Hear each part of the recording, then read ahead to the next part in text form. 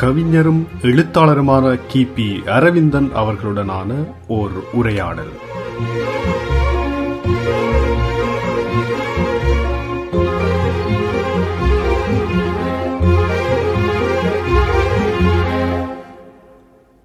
கிபி அரவிந்தன் அவர்கள் உலக தமிழர்கள் மத்தியில் நன்கு அறியப்பட்ட கவிஞரும் எழுத்தாளரும் ஆவார். அவர் ஒரு இலக்கிய படைப்பாளி என்பதற்கு அப்பால் ஒரு சமூக போராளி என்ற பரிமாணம் அவருக்கு உண்டு. தமிழீழ விடுதலை போராட்டத்தின் முன்னோடிகளில் ஒருவர். கடந்த வாரம் அவர்களுடனான ஒரு உரையாடலை நடத்தியிருந்தோம். அவருடைய கவிதைகள் பிரெஞ்சு மொழியாக்கம் அண்மையில் வெளிவந்திருந்ததை முன்வைத்து அந்த உரையாடல் அமைந்திருந்தது. அத்தோடு அவருடைய இலக்கிய பணிகள் சார்ந்தும் அந்த உரையாடல் விரிந்து சென்றிருந்தது. இன்றைய பகுதியில் அரசியல், புலம்பெயர் சமூகம் தொடர்பான சில கேள்விகளோடு எழுத்தாளர் கவிஞர் கிபி அரவிந்தன் அவர்களை மீண்டும் தொடர்பு கொண்டிருக்கின்றோம். வணக்கம். வணக்கம் ரூபன். ஆமாம், வணக்கம் தமிழ் மூன்று வானொலி நேயர்களே. உங்களோடு கடந்த வாரம் நடத்திய உரையாடலின் தொடர்ச்சியாக இன்று மேலும் சில விடயங்களை பேசிக்கொள்வது பொருத்தமாக இருக்கும் என்ற வகையில் இந்த உரையாடல் அமைய இருக்கின்றது. நான் நினைக்கிறேன், போன முறை இலக்கிய சார்ந்த விடயங்கள், உங்களுடைய படைப்புகள் சார்ந்து பேசியிருந்தோம். இம்முறை தொடர்ச்சியாக நீங்கள் ஒரு போராட்ட காலத்தில் நின்று ஆரம்ப காலங்களில் செயற்பட்டவர் என்ற அடிப்படையில் அங்கிருந்து இந்த உரையாடலை தொடங்குவது பொருத்தமாக இருக்கும் என்ற வகையிலே தியாகி பொன் சிவகுமாரன் அவர்களின் போராட்ட செயற்பாடுகள் பற்றிய உங்களுடைய நினைவு குறிப்பிலிருந்து சில விடயங்களை பகிர்ந்து கொள்ள முடியுமா? குறிப்பாக சொல்றேன், நான் 72ஆம் ஆண்டு இலங்கை குடியரசு ஸ்ரீலங்கா குடியரசாக மே 22ஆம் தேதி அறிவிக்கப்பட்ட பொழுது அதனை ஒரு கரிநாளாக அறிவித்து அன்றைய தமிழ் தலைமைகள் ஒரு அறவழி போராட்டம் ஒன்றை நடத்தினார்கள். அந்த அறவழி போராட்டத்தில் அன்றைய மாணவ நிலையிலிருந்த நானும் அதில் கலந்து கொண்டேன். அந்த கலந்து கொண்ட வகையில முதலில் கைது செய்யப்பட்ட 3 இளைஞர்களில் நான் ஒருவன். அதாவது முத்துக்குமாரசாமி, மனோகரன், நான் ஆகிய 3 பேர் முதலில் நாங்கள் கைது செய்யப்பட்டோம். மாணவர்களை பாடசாலைகளை செல்லாமல் நிற்கும்படி கோருகிறான் துண்டு பிரசங்களை போலீசாரங்களுக்கு 18ஆம் தேதி அங்கே கொண்டு போன நிலையில் ஏற்கனவே அங்கே சிவகுமாரன் எங்களுக்கு இந்த விடயங்கள் அல்லாமல் அவர் வேறு விடயங்கள் தொடர்பாக கைது செய்யப்பட்டு அனுராதபுரம் சிறைச்சாலையில் அவர் வைக்கப்பட்டிருந்தார். ஆனால் அவருக்கான வழக்குகள் யாழ்ப்பாணத்தில் நடைபெறுவதால் ஒவ்வொரு தவணைக்கும் அவரை யாழ்ப்பாணம் கொண்டு வரும், யாழ்ப்பாண சிறைச்சாலையில் கொண்டு வந்து சிறைச்சாலையிலிருந்து நீதிமன்றத்துக்கு அழைத்து சென்று வழக்கு முடிந்த பிறகு திரும்ப மீண்டும் அனுராதபுரம் சிறைச்சாலையில் கொண்டு செல்வார். பின்னான ஒரு நாளில் இவருடைய வழக்கு தொடர்பான இதில் அப்ப எங்களுக்கு தகவல் வந்தது அவர் வருகிறார் என்று. அப்பொழுது அவர் அந்த வழக்கு தொடர்பாக வந்த பொழுதுதான் நாங்கள் கிட்டத்தட்ட 70 பேர் ஒரு மண்டபத்துக்குள்ள அடைக்கப்பட்டிருந்தோம். அந்த மண்டபத்தை தாண்டித்தான் அவரை அழைத்து செல்ல வேண்டும். அவருக்கு தெரியும் நாங்கள் இருக்கிறோம் என்று உடனடியாக எங்களுடன் கம்பிக்கு வெளியே நின்றபடியே எங்களுடன் பேசினார். அப்பொழுதுதான் நான் முதல் தடவையாக சிவகுமாரன், அதுக்கு முன்ன நான் பல கேள்விப்பட்டிருக்கிறேன் அவரை பற்றி. நான் பல தகவல்கள், ஒரு கதாநாயக வீரத்துடனான தகவல்கள் பலதும் வந்திருக்கின்றன. அப்ப அவரை பற்றி நாங்கள் எங்களுக்கு ஒரு வியப்பான மனிதராகவே இருந்தார். அப்ப நேரம் நான் சந்தித்த பொழுது மிகவும் மென்மையான, அமைதியான, முகத்திலே மலர்ச்சியும் சிரிப்பும் கொண்டதான ஒரு இளைஞனாகத்தான் அவர் எனக்கு தென்பட்டார். அன்றிலிருந்து தொடங்கிய எங்கள் நட்பு அவர் 1974 ஜூன் 5ஆம் தேதி மரணிக்கும் வரையில் எங்களுடைய நட்பு மிக நெருக்கமாகவும் அது தோழமையாகவும் அரசியல் ரீதியாகவும் அரசியல் நெருக்கமாகவும் இருந்தது. குறிப்பாக 1974ஆம் ஆண்டு தமிழராட்சி மாநாடு அங்கு நடைபெற்ற பொழுது அதில் நாங்கள் தொண்டர்களாக செயல்பட்டோம். தொண்டர்கள் பிரிவுக்கு சிவகுமாரன் தொண்டராக நாங்கள் இருந்த பொழுதுதான் அந்த ஜனவரி 10ஆம் தேதி, அதாவது 1975 ஜனவரி 10ஆம் தேதி முடியும் நாள், இறுதி நாள் அன்று ஒரு துக்காரமான சம்பவம், 9 பேர் படுகொலையாக வேண்டிய நிகழ்வு ஒன்றும், அது கூட்டம் குழப்பது சார் தடியடி பிரிவோம் செய்கிற கலைத்ததான ஒரு நிகழ்வுமாக இடம்பெற்றது. அதில் 9 பேர் வந்தது. அப்பொழுது நாங்கள் அன்றே எங்களுக்குள்ள அந்த நிகழ்வுகள் இறுதி வரை நின்று மக்களை ஒழுங்குபடுத்தி அந்த இடங்களை துப்புரவு செய்த பின்னால் இதற்கான அரசியல் ரீதியான பழிவாங்க, இதுக்கான மூல காரணமாக அவருக்கு தண்டனை வழங்க வேண்டும் என்று முடிவெடுத்துக் கொண்டு பிரிந்து சென்றோம். அதன் பின்னால் அதில் முக்கியமான சூத்திரதாரியாக செயல்பட்டவர் அன்றைய காவல்துறை ஆணையாளராக ஏஎஸ்பி சந்திரசேகரா.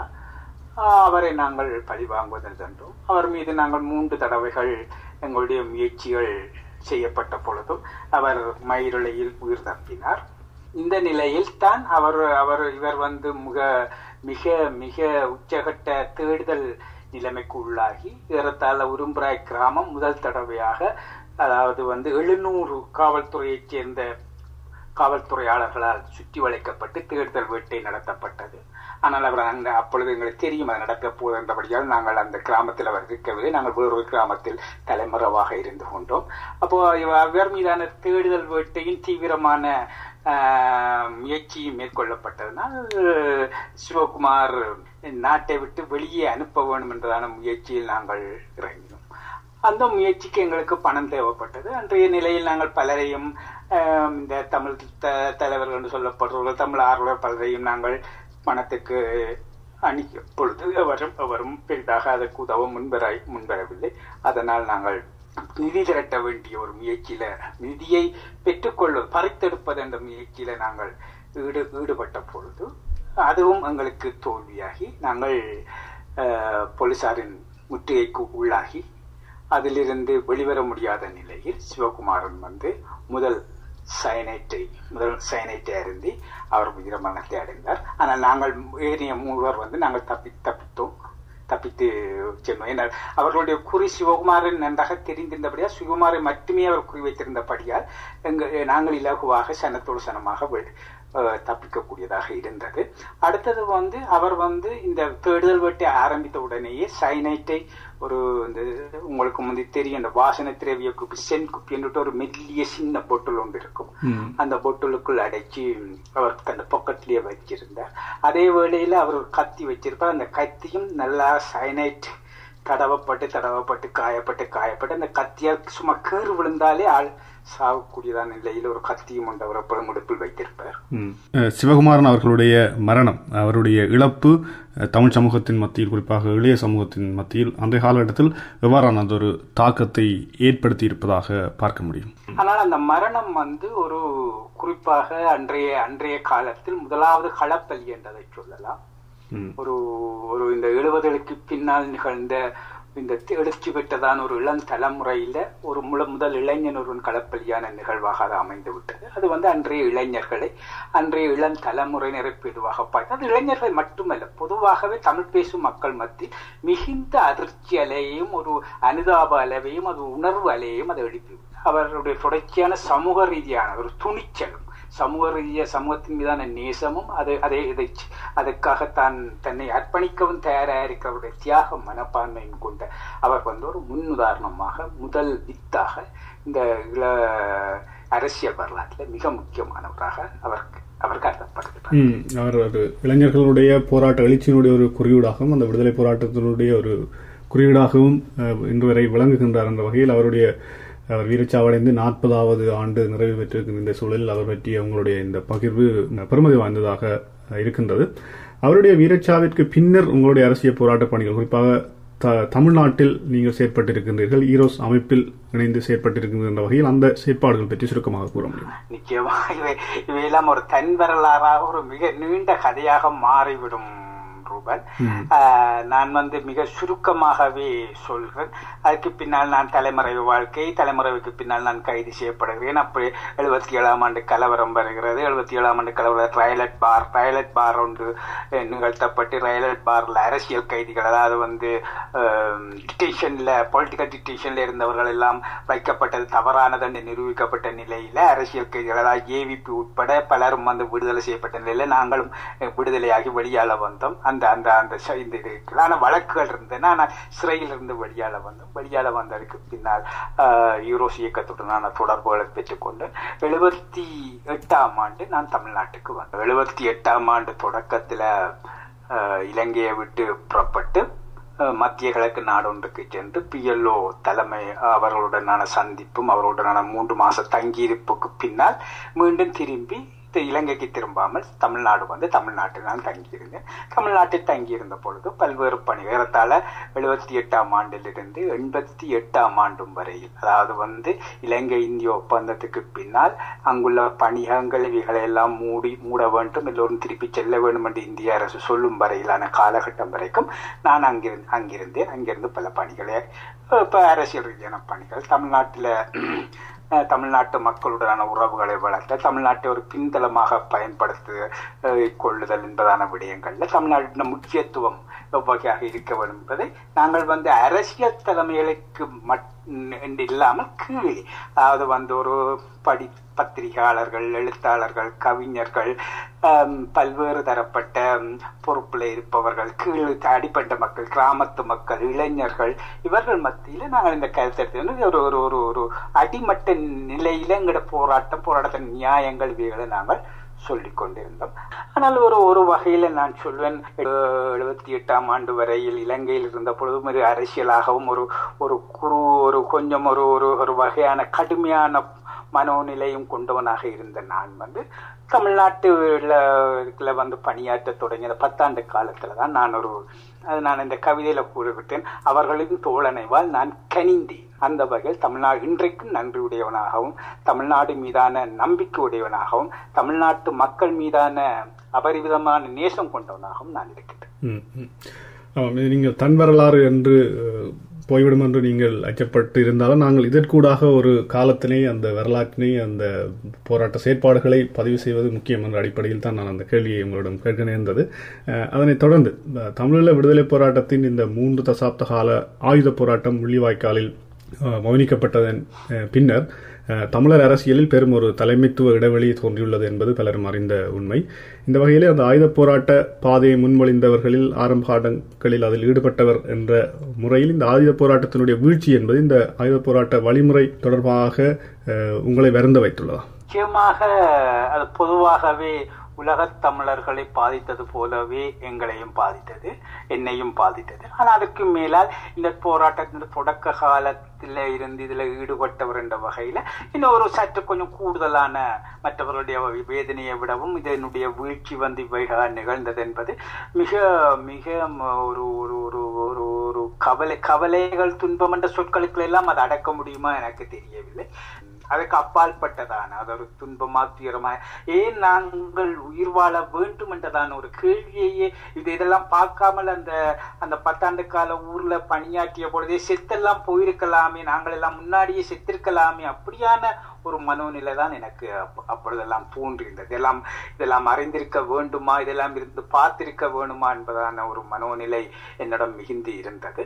முள்ளிவாய்க்கால் என்பது ஒரு துன்பியல் பாடம் என்று சொல்லலாம். இல்லை என்றால் அது ஒரு துன்பியல் பாடலாகியே போயிட்டு அது முடிஞ்சது. அதாவது வந்து என்னென்றால் ஒரு போராட்டம் எழுச்சியுறுவதும் வீழ்ச்சி வருவதும் அல்லது எழுச்சி அடைவதும் பின்னடைவை சந்திப்பது என்பதும் அது வந்து மிக இயல்பான விடயங்கள். எல்லாம் வெற்றிகளாக அமைவதில்லை, முன்னேறும், பின்னடைவு வரும், ஒரு சிறிது காலம் அது ஓய்வு நிலையில் இருக்கும், மீண்டும் அது எழுச்சி பெறும், என்றால் ஒருங்கு சேரும். ஆனால் எங்களுக்கு நடந்தது அவ்வகையானதல்ல. எல்லோரும் அவர்கள் நினைக்கிறது நாங்கள் ஏதோ வீழ்ச்சி அடைஞ்சிருக்கோம். நாங்கள் வீழ்ச்சி அடையல, நாங்கள் வந்து அப்படி சிதறி, நாங்கள் வந்து உச்சி வரைக்கும் ஏற தெரிந்த எங்களுக்கு இறங்கத்துக்கான வழி தெரியாமல் தடுமாறி உச்சியில இருந்து தொப்பண்டு விழுந்திருக்கு.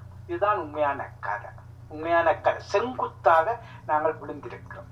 இது வந்து எங்கேயும் அப்படி இல்லை. மற்ற இடங்கள்ல வந்து ஒரு போர் பின்னால வந்து ஒரு நிலைமை தோன்றும் பொழுது அதுக்கான பின்வாங்கி செல்லுதல், பின்னடைவை சந்திச்சல், அது அவைகளுக்கு ஒரு முறைகள் இருக்கு. அப்படி தாண்டி செல்லும் பொழுது அவைகள் சிலது பாதுகாக்கப்படும். இன்றைக்கு உண்மையின் நான் இன்றைக்கு சொல்வதற்கு மிக கடினமாக இருக்கு. இன்றைக்கு ஏறத்தாழ இந்த போராட்டத்தின் இந்த முடிவில இந்த போராட்டம் 30 ஆண்டு காலம் வளர்த்த சிந்தனை, அறிவு, அதாவது வந்து தந்திரோபாயம், அனைத்து எங்களுடைய மூளை பல பின்னல், எங்களுடைய மூளை எப்படியாக செயற்படும் என்பதான அந்த முறைமையை கூட கொண்டு போய் நாங்கள் இன்றைக்கு எதிரியிடம் ஒப்படைச்சிருக்கோம். இது ஒரு மிக மிக மிக சுகமான நிலைமை. நாங்கள் நினைக்கும் மிக சாதாரணமான நிகழ்ச்சியாக இது முடிந்து இருக்கிறது என்று. அப்படியே நாங்கள் இன்றைக்கு எங்களிடமிருந்து அவர்கள் பெற்றுக்கொண்டது அல்லது எடுத்துக்கொண்டது என்பது வெறும் ஒரு போராட்டத்தை அவர்கள் முறியடித்த வெற்றி அல்ல. எங்களுடைய சிந்தனை முறைமையை கூட அவர்கள் எங்களிடமிருந்து எடுத்திருக்கிறார்கள். எங்களுடைய திட்டம், நாங்கள் பெற்ற அறிவு, நாங்கள் பெற்ற அனைத்தும், அதாவது இவ்வளத்தையும் மீண்டும் திரும்ப நாங்கள் இன்னொரு வகையாக கட்டி எழுப்புவது என்பதெல்லாம் இப்போதைக்கெல்லாம் சாத்தியம் அதெல்லாம் வேற விடயங்கள், அதெல்லாம் நாங்கள் இப்ப பேச வரேன். ஆனால் இப்ப நடந்து முடிந்தது இப்படியான. நீங்கள் அந்த வீழ்ச்சி என்பதற்கு அப்பால் அது சிதைக்கப்பட்டிருக்கின்றது என்று கூறியிருந்தீர்கள். அந்த அடிப்படையில் அந்த 2009 பின்னான தமிழர் அரசியல் சேர்த்திறன் கொண்டதாக அமைக்கப்படவில்லை என்பதும் ஒரு வெளிப்படையான உண்மை. இந்த அடிப்படையில் இந்த 2009 பின்னரான தமிழர் அரசியலை எப்படி நோக்குகிறீர்கள்? குறிப்பாக தாயகம், தமிழகம், புலம்பெயர் என்ற இந்த 3 தளங்களிலும் இருந்து எவ்வாறு முன்வைக்கப்பட வேண்டும் என்று நீங்கள் கருதுகின்றீர்கள்? முன்வைக்கப்படுவதற்கு பலரும் பல யோசனைகள், பல திட்டங்கள் இருக்கின்றன ரூபன். ஆனால் நான் அவ்வகையான திட்டங்களை முன்வைத்து இதை இப்படித்தான் போயிருக்கோம் என்றெல்லாம் சொல்வதற்கு நான் தயாராக இல்லை. ஆனால் நாங்கள் நான் நம்பிக்கை இனமாக கதைக்கிறேன் என்று என்னை நீங்கள் கருத வேண்டாம். ஆனால் நாங்கள் அடிப்படையிலேயே நாங்கள் பல விடயங்களை கூட்ட விட்டுட்டோம் என்றதை நாங்கள் இன்றைக்கு மீள் பரிசீலனைக்கு நாங்கள் எங்களை உள்ளாக்கும் பொழுது நாங்கள் எந்தெந்த விடயங்களை எடுத்துக்கொள்றோம் என்பது மிக மிக முக்கியமானது. முதலாவது, இந்த தாயகம் என்பது பற்றியதான இந்த கோட்பாடு எங்களிடத்தில் உணர்வு ரீதியாக, மன ரீதியாக, அரசியல் ரீதியாக உருப்பெற்றிருக்கிறதா என்ற கேள்வியை நாங்கள் முதலாவது எழுப்பி பார்க்க வேண்டும்.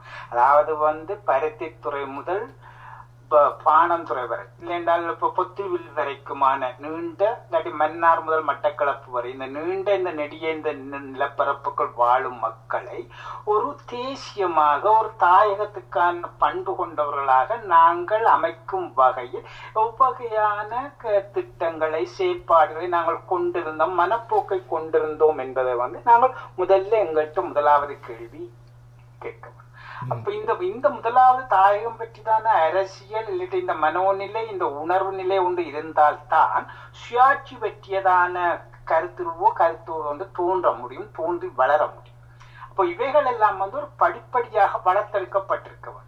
அதாவது அரசியல் அன்றைய தமிழ் தலைமைகளால் அவர்கள் இந்த இவைகளை விதைத்தாலும் அவர்கள் அன்றைக்கு பண்ணது, நான் போன முறை என்னுடைய நேர்காணல சொன்ன போல தமிழருக்கான அரசியல்.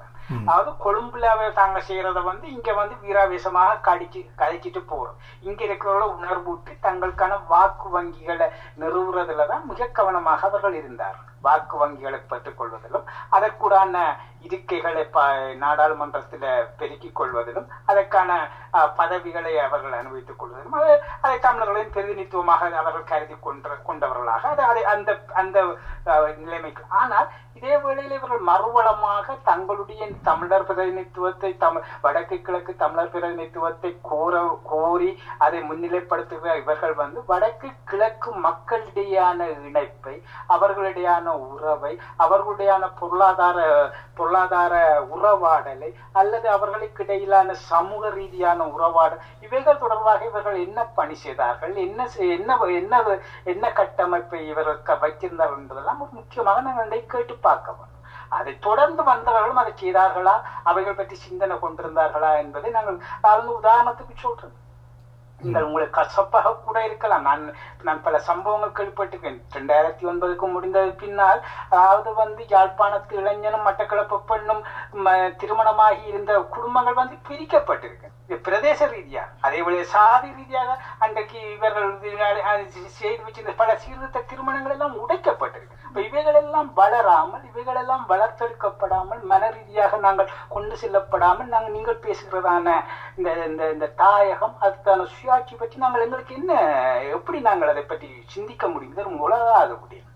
இரண்டாவது, எங்களுக்கான ஒரு தெளிந்த திட்டத்தை நாங்கள் எங்களுக்குள்ள கொண்டிருக்கீங்க. நாங்கள் பொதுவாகவே எங்களுக்கு இடையில நாங்கள் ஒரு குடாநாட்டுக்குள்ள முடங்கி இருந்த மனோநிலைய எண்ணத்தை, அந்த மனப்போக்கையை நாங்கள் பொத்து வரைக்குமான மக்களிடையில கொண்டு திணிக்கவும், அவர்களை அது போலதாகவே மாற்றவும் முயற்சித்தோமே தவிர அவைகளை அங்கீகரிச்சோமா? அவைகளை ஏற்றுக்கொண்டோமா?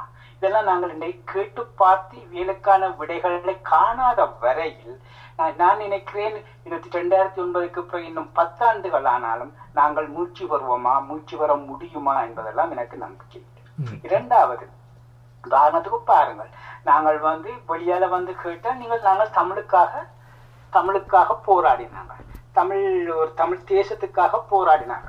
அதற்காகத்தான் எங்களுக்கு அரசியல் அந்தஸ்து வழங்கப்பட்டது. அரசியல் ரீதியாக இங்க நாங்கள் ஏற்றுக்கொள்ளப்பட்டிருக்கோம். இவ்வளவு பேர் புலம்பெயர்ந்து இவ்வளவு பேர் சொன்ன காரணமும் பெரும்பாலானோர் சொன்ன காரணங்கள் நாங்கள் தமிழ் எங்களோட மொழிக்காகவும் எங்களுடைய மொழி சார்ந்த தேசத்துக்காகவும் தான் நாங்கள் போராடினோம். நல்ல விடயம். ஆனால் இந்த மொழிக்காகவும் இந்த மொழி தேசத்துக்காகவும் போராடிய நாங்கள் புலம்பெயர்ந்து வந்ததன் பின்னால் இந்த மொழிக்கும் இந்த மொழி தேசத்துக்குமாக நாங்கள் என்ன வகையான கட்டமைப்பை வழியால கொண்டிருக்கிறோம்? இங்க இருந்த நிதியை சேகரிச்சு அனுப்புறதா கட்டமைப்பு தெரியல. இங்க வளர்ற தலைமுறைக்கான என்ன செயல் திட்டத்தை நாங்கள் வச்சிருந்திருக்கோம்? நாங்கள் எதை நாங்கள் கொண்டிருக்கோம்? எங்களுக்கான எதிர்கால முன்பார்வை கொண்டதான என்ன திட்டத்தை நாங்கள் இன்றைக்கு இந்த சமூகமாக நாங்கள் கொண்டிருக்கோம்? இன்றைக்கு பாருங்க, புலம்பெயர் சமூகம் இருக்கிறது. ஆனால் எத்தனை கதிரைகள் முடிசூடி கொண்டிருக்குன்னு தெரியுமா? இத்தனை கதிரைகள் எங்களுக்கு தேவைதானா? விரல் விட்டு எண்ணினாலே 8 கதிரைகளுக்கும் ஜனாதிபதிகளும் 8 கதிரைகளை கட்டி பிடிச்சு கொண்டிருப்பவர்கள் தான் இருக்கிறார். சும்மா ஒரு உதாரணம் சொல்லுவேன். நவி பிள்ளைய சந்திக்கிறதுக்கு வாய்ப்பாக தமிழ் சமூகத்துக்கு வழங்கி இருந்தால் காலையில டீயோட ஒரு எக்ஸென்டோர் அமைப்பு போய் சந்திச்சுட்டு கம்மண்டு வழியால வரும். மத்தியானம் வையண்டோர் அமைப்பு போய் சந்திச்சுட்டு கம்மண்டு வழியால வரும். பின்னேரம் தேத்தனைக்கு இன்னொரு செட்டண்டோர் அமைப்பு போகும். இன்னொன்று இரவு சாப்பாட்டுக்கு W அமைப்பு போகும். இப்ப 4 பேர் 4 நேரம் போய் என்ன சொன்ன நீங்கள், என்ன கதைச்ச நீங்கள், என்ன முடிவெடுத்த நீங்கள் யாருக்கு? இப்ப எங்களுக்கு இடையில ஒரு வெளியுறவு கொள்கை தொடர்பாகவே எங்களுக்கு இணக்கம் காண முடியாத நாங்கள், அது பற்றியதாகவே ஒரு திட்டமிடலோ ஒரு வகையான ஒழுங்கமைப்போ எங்களுக்கு இணக்கமோ காண முடியாத நாங்கள் இங்கே இருந்து கொண்டு அங்கோ நாங்கள் அதை அமைப்போம், நாங்கள் தமிழை உயர்த்தி பிடிப்போம், தமிழ் அந்த தேசத்தை நாங்கள் காப்பாற்ற யாருக்கு போய் சொல்ல போறோம்? யாரை ஏமாற்றுறோம்? நாங்கள் எங்களையே ஏமாற்றிக்கோம். நாங்கள் இவையெல்லாம் இந்த மீள்பரிசீலனைக்குள் இவையெல்லாம் உள்ளடக்கப்படவில்லை. ஆனால் எங்களுக்கு மூச்சு இல்லை. அதாவது 2009 வீழ்ச்சியை விட இன்றைக்கு நாங்கள் சிக்கி இருக்கிற நிலைமை தான் மிக மோசமானது. ஏன்னா நாங்கள் ஒரு மிகப்பெரியதான ஒரு வலைக்குள்ள போய் விழுந்திருக்கிறோம். இந்த வலையை அறுத்து எப்படி நாங்கள் மீளப் போறோம் என்றுதான் மிக முக்கியமான கேள்வி. தாயகத்தில் குறிப்பாக இந்த மனரீதியான விடுதலை என்பது புலம்பெயர் சமூகத்தில் உள்ள செயற்பாடுகள், அந்த சிந்தனைகள் மறுபீரல் செய்யப்பட வேண்டும். நீங்கள் விமர்சன கண்ணோட்டத்தோடு இந்த கருத்துக்களை முன்வைத்தமை முக்கியமானதாக அமைகின்றது. அந்த வகையிலே நீங்கள் தொடர்ச்சியாக நாங்கள் உங்களுடனான இந்த உரையாடலை ஒரு கேள்வியோடு முடிவு கொண்டு வரலாம்னு நினைக்கிறேன். அதாவது இந்த புலம்பெயர் வாழ்வியலில் அந்த தமிழர்களுடைய பண்பாட்டு வாழ்வியல் தொடர்பாக நீங்கள் அக்கறை கொண்டவர்கள், அதற்கான செயற்பாடுகளை முன்னெடுத்தவர் என்ற வகையிலே இந்த இளைய தலைமுறை இரு கலாச்சார வாழ்வியல் சூழலில் முகங்கக்கூடிய சவால்கள், சாதகமான வாய்ப்புகள் பற்றி ஏதாவது கூற முடியுமா? அதாவது பொதுவாகவே நமது சமூகம் ஒரு மிகப்பெரியதான புலம்பெயர் வாழ்வியல்ல ஏனைய சமூகங்களும் எதிர்கொள்வது போன்றதான ஒரு நெருக்கடியைத்தான் நாங்களும் சந்திச்சு கொண்டிருக்கிறோம். அதில் எந்த விதமான மாறுபட்ட கருத்தும் இல்லை. ஆனால் எங்களிடையில நான் முதல்ல சொன்ன மாதிரி எங்களிடத்துல இந்த புலம்பெயர் சமூகம் பற்றியதாக இல்லைன்றால் வளரும் தலைமுறை பற்றியதாக எங்கள்கிட்ட ஒரு நல்ல கண்ணூட்டமும் ஒரு முன்னுணர்வு திட்டங்களோ முன்னுணர்வு நிலைகளோ இல்லை என்பதுதான். இப்ப நான் இல்லைன்னு சொல்லிக்க என்னட்ட இருக்கான்னு நீங்க என்னட்ட கேட்க வேணாம். நானும் இந்த சமூகத்தை சேர்ந்தேன், என்னட்டையும். ஆனால் நாங்கள் ஆனால் தெரியுது ஏதாவது சில விடயங்கள் நாங்கள் செய்யப்பட்டாகும். அதாவது நாங்கள் எங்களுடைய உதாரணத்துக்கு இன்றைக்கு 2ஆம் தலைமுறை வளரும். அதனுடைய மொழி பண்பாடு நிச்சயமாக குறைஞ்சு கொண்டு போகும். அதாவது உங்களுக்கே தெரியும், 30 ஆண்டுகளுக்கு முன்னாடி நாங்கள் ஊரில் இருந்த போது எங்களிடம் இருந்த சொல்வளமும் மொழி ஆற்றலும் இன்றைக்கு 30 ஆண்டுகளுக்கு பின்னாடி எங்கள்கிட்ட இருக்கிற சில சொற்கள் சில வேளைகள்ல மறந்து கூட போயிடும். எந்த இடத்துல இந்த சொல்ல பயன்படுத்துறது கூட எங்களுக்கே தடுமாற்றம் இன்றைக்கு ஏற்பட தொடங்கி. இப்ப 2வது தலைமுறை 3வது தலைமுறையில இது இயல்பாக இன்றைக்கு இருக்கிறத வடிகட்டி வடிகட்டி வடிகட்டி அது குறைஞ்சு கொண்டுதான் போக போகுது. ஆனால் இவர்கள் இந்த புலம்பெயர் சமூகத்துல புலம்பெயர் சமூகத்தில் இருக்கிற மொழிகளுக்கு ஊடாக எங்களுடைய பண்பாட்டு எங்களுடைய மொழியின் சிறப்பு எங்களுடைய இலக்கியத்தினுடைய செழுமையை இவர்கள் உத்துணர்றதுக்கு வாய்ப்பு. ஆனால் எங்களிடம் என்ன வகையான ஒரு திட்டம் இருக்கு? நாங்கள் எங்கள் சமூகத்தை பற்றி ஆய்வு செய்ய ஒரு இளைஞன் நினைத்தால், ஒரு இளம்பெண் நினைத்தால், அந்த பெண்ணை ஊக்குவிக்கவும் அதுக்கான நிலை அதுக்கான நிதியை அதற்கு வழங்கவும் எங்களிடம் என்ன இருக்கிறது? சரி, எங்களிடம் இந்த ஆய்வு நிலையில இந்த பிள்ளைகள் இறங்க விரும்பினால் ஒரு பிள்ளை எங்களை தமிழ் இலக்கியப்பட்ட எங்கள்கிட்ட என்ன வகையான நூலக கட்டமைப்புக்கு நாங்கள் ஏதாவது நூலகம் வச்சிருக்கிறோமா? அங்கேயும் இதுவரை காலம் 30 வருஷம் ஆயிட்டு. எங்கேயாவது ஒரு பெருமதி மிக்கதான நூலகம், ஒரு பொது நூலகம் எங்களால் அமைக்க முடிந்ததா? ஒரு ஆவண காப்பகம் எங்களால் நிறுவ முடிந்ததா? அப்பொழுது திரும்ப இந்த இளைஞர்கள் எங்கே செல்வார்கள்? இந்த ஆவணங்களை தேடி எங்கே அவரால் எப்படி முடியும்? இந்த சமூகம் அல்ல, இந்த மூத்த சமூகம் நாங்களெல்லாம் செய்திருந்திருக்க வேண்டும். எங்களோட 2ஆம் தலைமுறைக்கு மொழி தெரியும். அது புலம்பெயர் நாள் கிட்டத்தட்ட ஒவ்வொரு எங்களோட தலைமுறைக்கு 4, 5, 6 மொழிகள் தாராளமா தெரியும். ஆனால் உங்களுக்கு நான் ஒன்றை சொல்லுகிறேன், மொழி என்பது ஒரு கரண்டி போன்றது, ஒரு அகப்பவும். அந்த மொழி எவ்வளவு தெரிஞ்சிருந்தாலும் அந்த மொழியால அள்ளுறதுக்கு விடயம் உங்களோட உள்ளுக்குள்ள உங்கள்கிட்ட விடயம் இருக்க வேணும். அந்த பானைக்குள்ள சோறு இருந்தால்தான் அகப்பையால அள்ளலாம், அள்ளி நீங்கள் வெளியால வைக்கலாம். மொழி ஒரு அறிவு, தனித்த ஒரு சமூக அறிவோ பண்பாட்டு அறிவோ அல்ல. மொழி பேசலாம், ஒரு ஊடகம், ஊடுவதற்கு வழி இருக்கும். ஆனால் அந்த ஊடுவதை நீங்கள் இலக்கை நோக்கி நீங்கள் நகர்த்த வேண்டுமானால், உங்களுடைய நிலையை நீங்கள் தெளிவுபடுத்த வேண்டுமானால், நீங்கள் முதலில் உள்ளுக்குள் உங்களுக்கு நிறைய விடயங்கள் நாங்கள் என்னத்தை கற்றுக் கொடுத்திருக்கிறோம். என்ன தமிழ் சமூகத்தின் நிலையால் நாங்கள் அவர்களுக்கு செய்த கல்வி ஊட்டல் என்ன கேட்போமா? நாங்கள் ஒவ்வொருவங்களை பற்றி என்ன கல்வி ஊட்ட செய்திருக்கு? அதாவது அவர்கள் தங்கட மொழியில அவர்கள் இங்கே உள்ள ஐரோப்பிய மொழிகள் அவர்களை கல்வி ஊட்டி அவர்களை வளர்த்திருக்கு, அது வேற பிரச்சனை. இந்த தமிழ் சமூகம் தன்னுடைய 2வது 3வது தலைமுறையை கல்வி ஊட்டுவதற்கு என்ன வகையான முறைமைய என்ன வகையான திட்டத்தை வைத்திருக்கிறது? அடுத்ததாக எங்களோட பண்பாடு பற்றியே எங்களுக்கு தெரியும். எது எங்களோட பண்பாடு, எது எங்கட தமிழ் பண்பாடு? தமிழ் பண்பாட்டுல அதாவது நான் திருப்பி நான் முன்னாடியும் ஒரு தடவை இதை பற்றி பேசியிருக்கேன். எங்களுக்கு பரதநாட்டியம் ஆடினா நாங்கள் எங்கட கலாச்சாரத்துல எங்கட கலை. அப்ப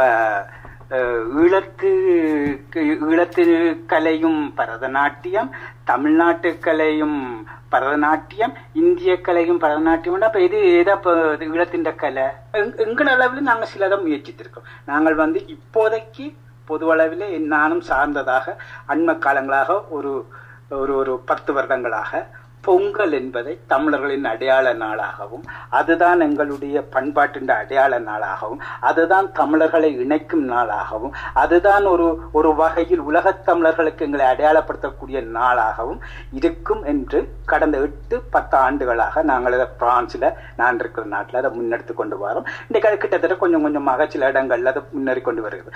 ஆனால் அவர்கள் அந்த பொங்கல் அடையாள நாள் என்பதை, பண்பாட்டு நாள் என்பதையும் கூட வெறும் பாட்டு கச்சேரிகள் ஒரு விளம்பர நிகழ்ச்சிகளாகவும் ஒரு கேளிக்கை நிகழ்ச்சியாகவும் மாற்ற விரும்புகிறார். ஆனால் நீங்கள் அண்மையில் நடந்த எங்களுடைய இதில் தொடர்ச்சியாக நடைபெற்றதில் பார்த்தா அதில் எங்களுடைய பண்பாட்டு உணவுகள், பண்பாட்டு பொருட்கள், எங்களுடைய எங்களோட நூல் பற்றியதான கண்காட்சிகள், எங்களோட பண்பாட்டு உடைகள், இவைகள் எப்படி ஏராளப்பட்ட விடயங்கள் நாங்கள் கண்காட்சியாகவும் காட்சியாகவும் மேடைகள் நிகழ்ச்சியில நாங்கள் ஒரு காலமும் இந்த பரதநாட்டியமோ இல்லை என்றால் இந்த வேறு இந்த சொல்லப்படுற மாபெரும் இந்த செவ்விய கலைகள் எவைகளையுமே நாங்கள் ஈடுகொண்டோம். பண்பாட்டு மக்கள் கலை, எங்களுடைய ஈழத்துல கூத்து நவ்வாக, அதாவது இந்த வருடம் நாங்கள் வசந்தன் கூத்து மேடியேற்றினாங்கள், சிலம்பாட்டம் மேடியேற்றினாங்கள். இவ்வகையான விடயங்கள் எங்களோட பண்பாட்டை அறிமுகப்படுத்தக்கூடிய இன்னமுறை முதல் தடவையாக இன்னமுறை பொங்கல் பிரான்ஸ்ல வந்து பறை ஒலியுடன் தொடங்கியது, பறையாட்டத்துடன் தொடங்கியது. இது மிக முக்கியமானது. இன்னைக்கு பறை எங்களுடைய தோல்கருவியில முக்கியமான ஆதி கருவி என்று இன்னைக்கு பொதுவாக உலக தமிழர்கள் இன்னைக்கு அமெரிக்காவில கூட அமெரிக்க தமிழர்கள் எல்லாம் கூட அந்த கருவியை இன்னைக்கு பயன்படுத்த தொடங்கி இருக்கிறார். இவ்வகையாக சில விடயங்களை நாங்கள் இது மிக குறைந்தபட்சம் தான் ஒன்றென்றாலும் செய்து கொண்டிருக்கிறோம் என்றதை நான் சொல்லிக் கொள்வதில் பெருமைப்படுறேன். இதை ஒன்றென்றாலும் செய்து கொண்டிருக்கோம், ஆனால் இன்னும் பலது செய்ய வேணும். ஆனால் தனித்து சிறிது சின்ன சின்ன குழுக்களாக இருந்தெல்லாம் செய்ய முடியாது. இது வந்து ஒரு சமூகமாக ஒரு அறிவார்ந்த சமூகத்தவர்கள், படிப்பாளர்கள், அறிவாளிகள், சமூக நியமிக்கவர்கள், சமூக அக்கறை கொண்டு பலரும் சேர்ந்து இவற்றை முன்னெடுத்தால் தான் இவைகள் வந்து நாளைக்கு நிலைத்து நிற்க முடியும். ஆமாம், இளைய தலைமுறை மத்தியிலான அந்த புலமையர் சூழலின் மொழி பண்பாட்டு வாழ்வியலை மேம்படுத்துவதற்குரிய கட்டமைப்பு, அதற்குரிய வளங்கள், சமூக ரீதியில் ஒருங்கிணைக்கப்பட வேண்டிய அந்த முக்கியத்துவத்தையும் நீங்கள் அவற்றை ஒரு விமர்சன கண்ணோட்டத்தோடு முன்வைத்திருந்தீர்கள். அதற்குரிய தீர்வு சார்ந்தும் நீங்கள் சில கருத்துக்களை பகிர்ந்து கொண்டிருந்தீர்கள். இது உண்மையில் புலம்பெயர் சமூகத்தில் உள்ள தமிழர் அமைப்புகள் சிந்திக்க வேண்டிய மிக முக்கியமான விமர்சனம் நோக்கிய ஒரு கருத்துக்களாக இருந்தன. என்ற வகையில் இத்தோடு உங்களோட நான இந்த உரையாடலை நிறைவுக்கு கொண்டு வருகின்றோம். மிகவும் விரிவாக பல விடயங்களை பேசியிருந்தீர்கள். அதிலும் குறிப்பாக ஒரு விமர்சன கண்ணோட்டத்துடன் உங்களுடைய பார்வையை பகிர்ந்து கொண்டமைக்காக தமிழ் மூன்று சார்பிலே நன்றியை கூறிக்கொள்கின்றோம். நன்றி நேயர்களே, நன்றி ரூபன் சிவராஜா.